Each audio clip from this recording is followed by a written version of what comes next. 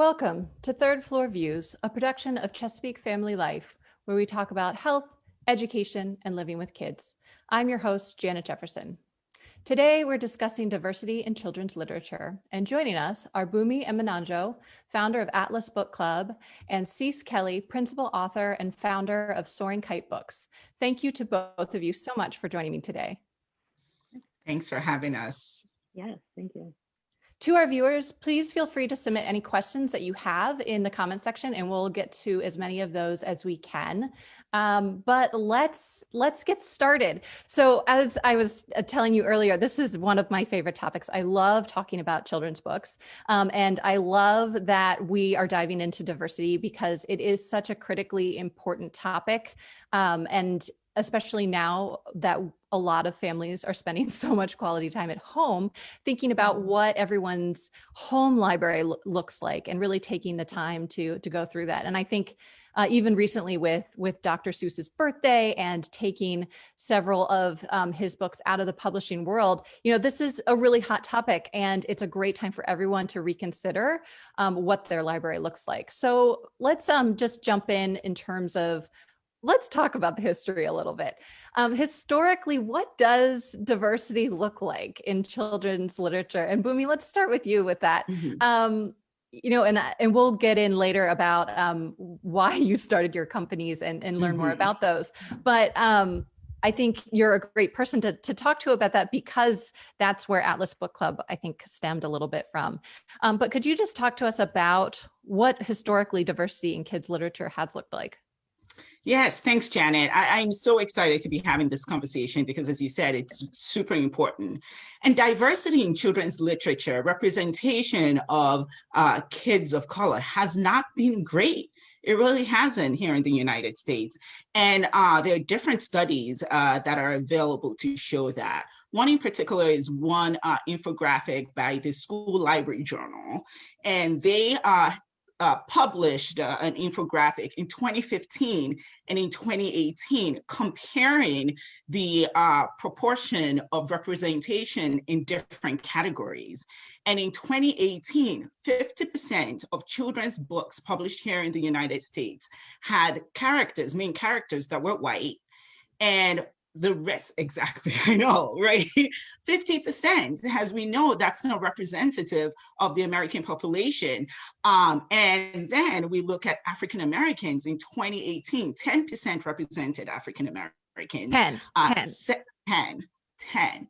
Yeah, 10% represented African Americans, 7% represent Asian Americans, right? And Latinx representation was 5%. And the one that completely blew my mind was Native Americans represented only 1%, just 1% of children's books published in 2018. And then the other part of that is, if you look at all the books published in 2018, you had 27% had animals as main characters.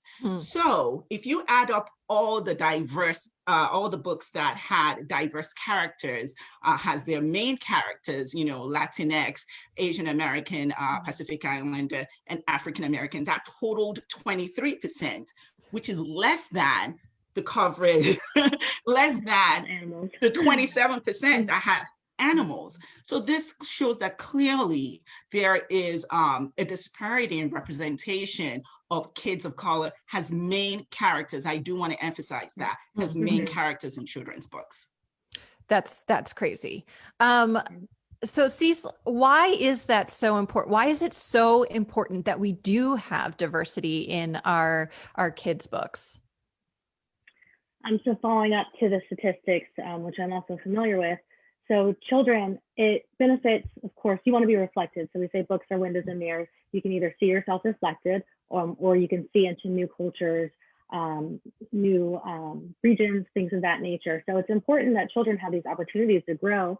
You mentioned how, you know, we're all at home right now. What better way to learn and experience other cultures than books? So there's a quote that I love, and I'm going to butcher it, but it's like, books give you a place to go when there's nowhere to go. So it's really important during these COVID times, and of course, always books are so treasured. So it's really important. And then also with the diverse main characters, it benefits children of color and, children that might not be racially or ethnically diverse, because you want to see other children or other people in the spotlight. So it's really important to everyone, but especially important to people of color, like, myself.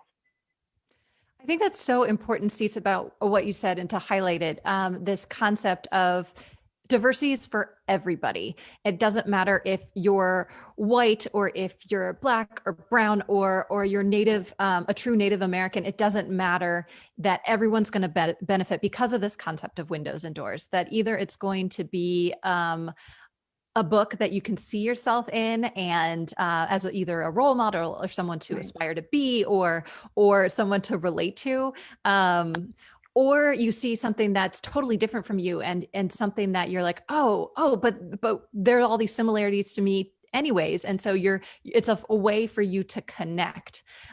So I think that's really important, and I think maybe has been somehow not conveyed in the past, is that diversity is for everybody and it's critical for everyone. And I think, that's why we're having this conversation today.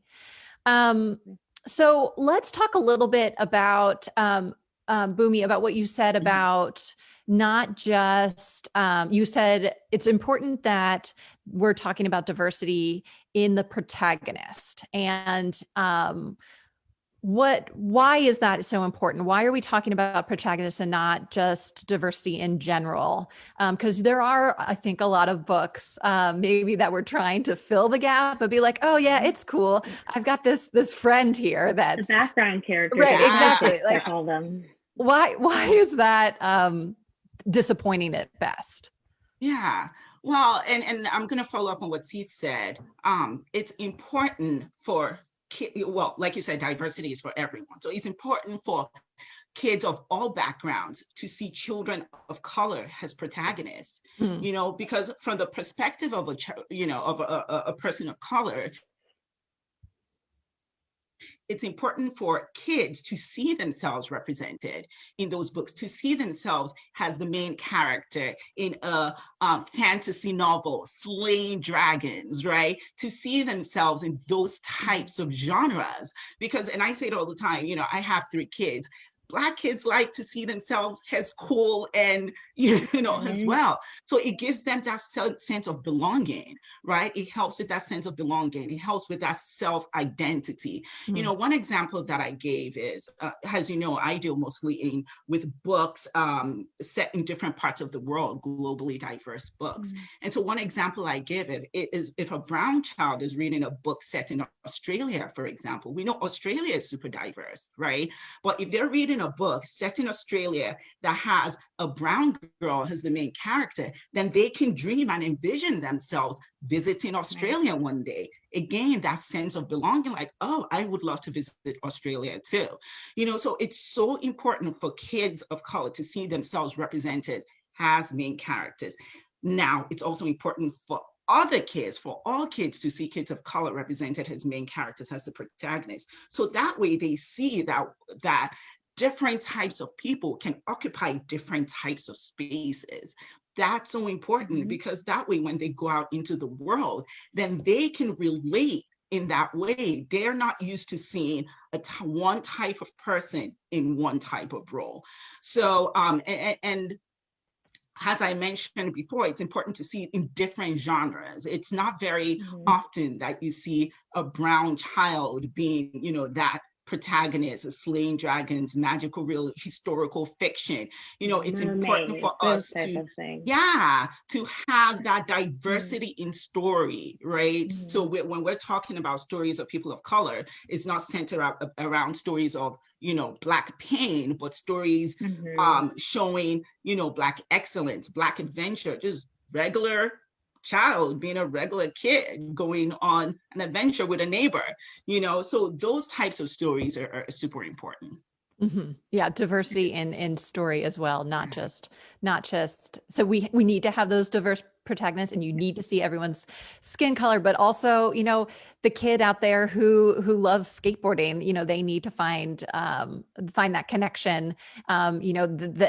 Asian kid that loves skateboarding, but also, the African American kid that loves skateboarding, but then also the Latinx kid that loves skateboarding. So I think Right. remembering that content is really important too. I recently heard a story about someone of our generation, and her mom was so excited when the Addie book series came out with the American Girls, and she was like, "Yes, this is it. We found this amazing book series for you to read, and you can really connect to it." And she was like, "Yeah, Mom, but like, I don't really want to read about, this little girl and her background with slavery." And she's like, I just like want to read about like bikes and stuff. And her mom's like, "Oh, I was trying so hard to find kids of color and find someone for you to relate to. And like, you don't even want to read this." She's like, "Yeah, I really would just rather read about magic." So the diversity of content is so important. Right. Absolutely. And I think there's definitely a place for, I think in the industry it's called trauma informed, where, it may be overcoming something, racially or things like that. But then also like my imprint, Soaring Kite Books, our tagline is uplifting diverse stories, because I wanted to make sure that my books are about regular people doing things. And they just happen to have mostly BIPOC main characters. So it's not focused on, like, race is never mentioned in any of my books. But as you're flipping through my books and reading them, you see that it's mostly BIPOC main characters, and that's very intentional. Absolutely. And, there's that saying, and I know we're going to talk about mirrors and windows, right? And I believe it's Ruth Sims Bishop, I hope I got her name right, is the author of that quote where she talks about mirrors and windows. But she also says that if a book is doing its job, it's a sliding door where the reader of the book can not only see themselves represented, but they can hop in and out of worlds. And so that becomes important if a child is reading a book and the main character is of a different background, but they can relate to that character. For example, you were talking about, skateboarding. If, a little white girl is reading this book that has a brown girl, has the main character, but they both love skateboarding, so they see themselves represented despite the fact that the character does not look like them. So that's really important with ensuring that, our kids help developing empathy and compassion, but also highlighting our humanity, that we're actually more alike than we are different, because we can see ourselves in these diverse characters, even though we look nothing alike. Yeah. So both Bunmi and Ceece, you've now mentioned windows and doors, and now sliding doors. How important, when you think about your own personal library for your children, is it that you have some examples of all of those categories, no matter what the color of your child is, those mirrors and windows and sliding doors? Ceece, what if you could just talk about maybe your own experience as a parent, and when you're curating your own library, what are those things that you're thinking about? Yes, absolutely. And even my own imprint was started as, I have a 1-year-old. So I was getting books for him, and I was like, I'm not seeing a lot of diversity. But as far as other books that I really love, any book. So she's an indie imprint, Cone Total Press, and she's got these really amazing books. And one is about people to be brave Latinas who've made a difference. And then this one is Latinas. So this is really great. And even if it's for younger kids, reading one page at bedtime at night and just going through and learning about these amazing people. And my favorite, Lin-Manuel Miranda, is in it. Of course, we've got Selena here. So these are my favorite. And I just try to make sure that I'm introducing in our house books of all cultures and backgrounds. But those two are kind of my favorites right now.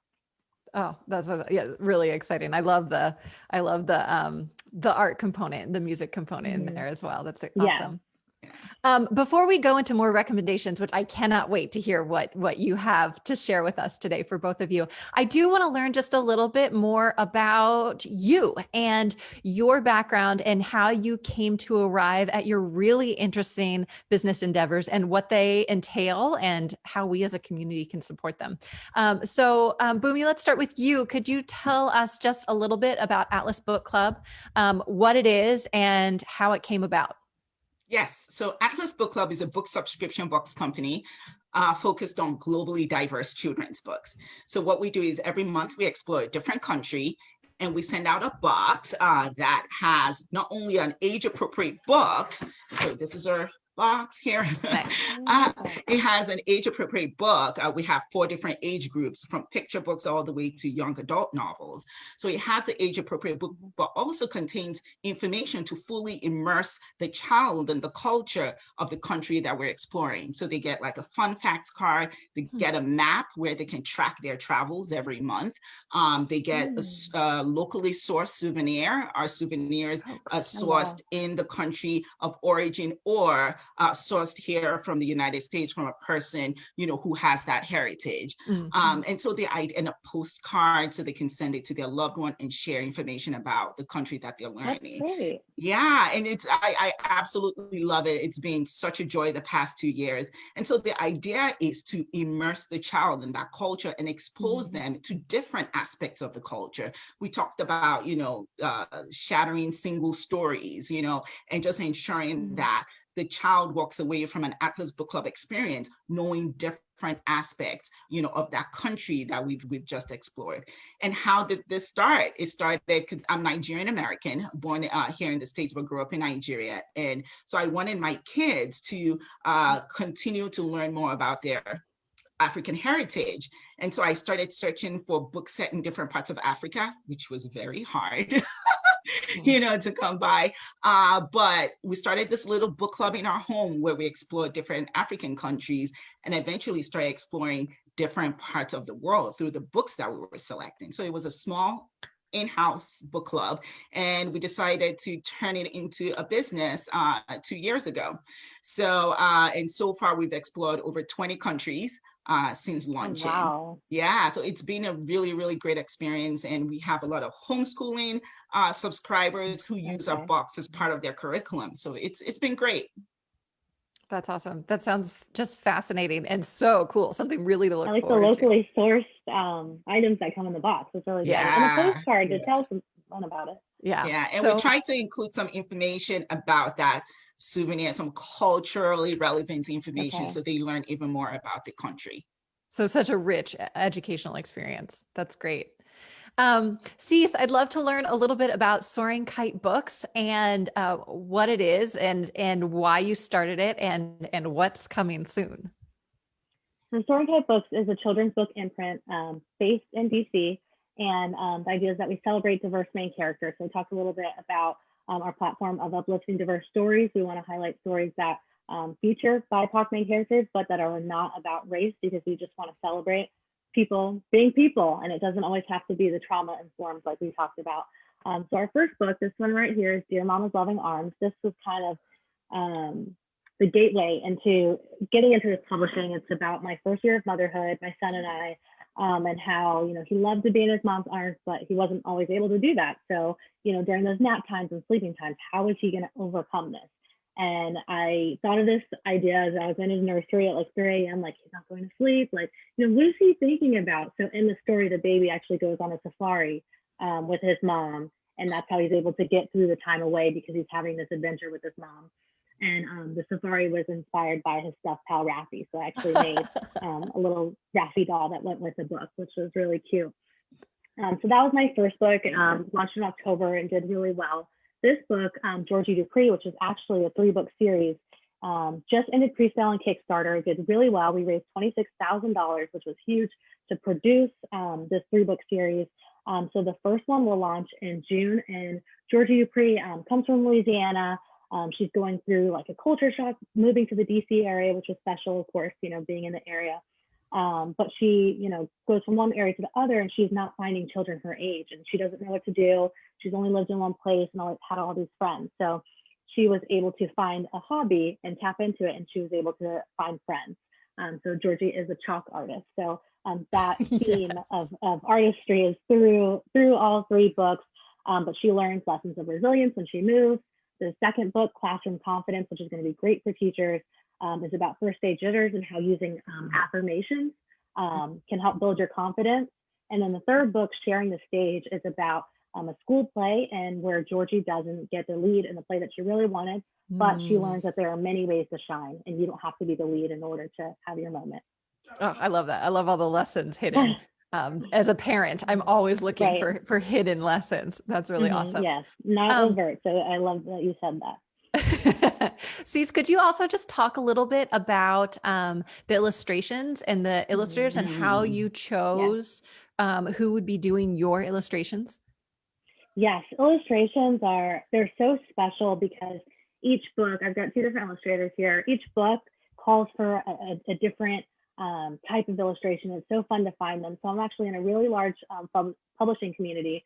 We have a group on Facebook, and the first book I did an open call of, I'm doing this book, like a very loving book. And I had a bunch of portfolios I had to go through. And this one, I just really loved the illustrator style. And I'll show you a spread because they're always fun to look at. So here's one of my favorites. That is the Safari Dream. And she just did such a good job. And just everything from the brush strokes to the, how happy she made the characters look was just so beautiful. So I wanted that whimsical. I'll show you one more that really shows how whimsical the book is. Oh, that's stunning. Just stunning. So yes, looking through portfolios. Now this is for an older kid, and even the trim sizes, like when you're thinking about that, those have to change. So like a baby book, it's really nice for landscape, bedtime. This one is a 4 to 8-year-old book. So, did the portrait style trim and wanted to really just make it, in a style that's engaging for the older kid with details. Totally. And look at the twin brothers, bothering their sister, and how relatable that is. And another one of my favorite scenes here just shows like the diversity in the book. Yes. And just all the details. So it's more focused because the children are looking for more like that. Whereas a baby book, they're looking for like a beautiful scene type thing. So in short, through publishing communities, Society of Children's Authors and Illustrators, and just finding different people to make your vision that you already had in your head come to life. Mm-hmm. Yeah, so fascinating. Pretty. And so much fun to choose it's that. Fun. It's tough too, but it's a lot of fun. Bunmi, how do you choose your books? So again, like a really fun process, but I could see it being really overwhelming. Like, oh my gosh, where to even begin? How do you decide what makes the box and what doesn't? Yeah, one of the main things that we look for are own voices. I think it's really important for the voices that are telling the story to be authentic to the culture and to that story, just because I feel it lends itself to a more authentic experience, especially if it's a child that's going to be reading the book and learning from that book. That's one of the main things we look for. And then also diversity in story. We've talked about that before. If it's a story that I've read or we featured already, then I don't want to feature that same type of story, right? So those are one of the things that we look for: diversity in voices, diversity in stories, and own voices. Those are the two main categories. And then, of course, it has to be a killer story. It has to be an amazing. I'm a book nerd. Like I geek out over books. It has to be a book that just grabs you and you can't put it down, because I don't want our books to feel like a chore for the child. They already have a lot of things that they have to do, especially, with in this new virtual world, it can be very tasking. I want our books to take them to a different world, like transport them to this, fun, imaginative, world. So it has to be killer. One of the books that we're featuring, in a couple of months, I read that in like 3.5 hours. I couldn't put it down. It was a young adult novel. And I get so excited, like, oh, I can't wait for the kids to read this. So those are one of the main things that we look for. Yeah. Can I give one recommendation really quickly? Yeah. Let me grab right here. So this one is called Idea of the Benin Kingdom. And I thought it was the country of Benin, but it was present day Nigeria. So that was something that I learned. And I think I'm going to show you just how beautiful this book is. Oh my gosh. And it talks about she became queen, but it talks about how she learned all the lessons where she became queen. So this is by Akiwa Ire, and her imprint is Our Ancestries. Very cool. Very, very cool. I love that. And I do have some book recommendations when we get to it. Yeah, definitely. One more question for Ceece. So we talked a little bit on how you decided what to write for your first book, but how did you decide what topics to tackle for the Georgie Dupree series? Are you sort of thinking in the future and being inspired by your son and some of the challenges that he might have, or are you thinking to your own life? Like how do you decide what to write and what topics to cover? So the two books here, I would say they're more reflective of my life. So this one, of course, was my first year of motherhood. The Georgie Dupree series, my parents were both in the Air Force. As a military child, I moved around a lot. So the idea of Georgie Dupree came from that background. But the lessons, it's fun to put yourself in that position and, you know, what would they be learning, or, you know, what things do I want to share? And it kind of makes itself when you're writing a story. So when I sat down to write these books, I wasn't saying, oh, I want Georgie to learn resilience. I want Georgie to learn, you know, self-confidence with this affirmation. With the classroom confidence book specifically, I was like, oh, wouldn't it be so cool if the teacher started off the year with these affirmations and it made them feel strong and excited about the school year? And then when I was writing the book, I was like, oh, that's a great lesson for kids to learn, but it's more of that I'm compelled to write a story, and then the lessons are kind of secondary, because when you're writing the story and you're doing the plot and things like that, it should come together that it is that way. Yeah. Yeah. And I love the name, Georgie Dupree. It's really nicely done. I love it. Thank you. Yeah, it rolls off the tongue beautifully. It does. It's a great name for a book. Thank you. Well, thank you so much for just sharing a little bit about your backgrounds and your organizations, your businesses. I love them. I love them both so much, and such an inspiration and such an amazing resource. And I do want to highlight to all of our viewers and listeners that this is right in our backyard. You know, these are local businesses that are working right here. So what a great opportunity to support local. So I do want to spend a little bit of time talking about your favorite children's books. So let's dive into that. Bunmi, do you want to share maybe for the youngest groups, maybe a couple of your favorites? Yes, absolutely. So I have a couple. This Sleep Well, Siva and Saba. Oh, I love this book so much. It's beautiful. Let me tell you why. Well, you can tell how I nerd out on books, right? So you have, first of all, these two beautiful dark-skinned Black girls in there. But often when you see children's books set in Africa, they use earth tones, beautiful earth tones, yes, but it's mostly earth tones.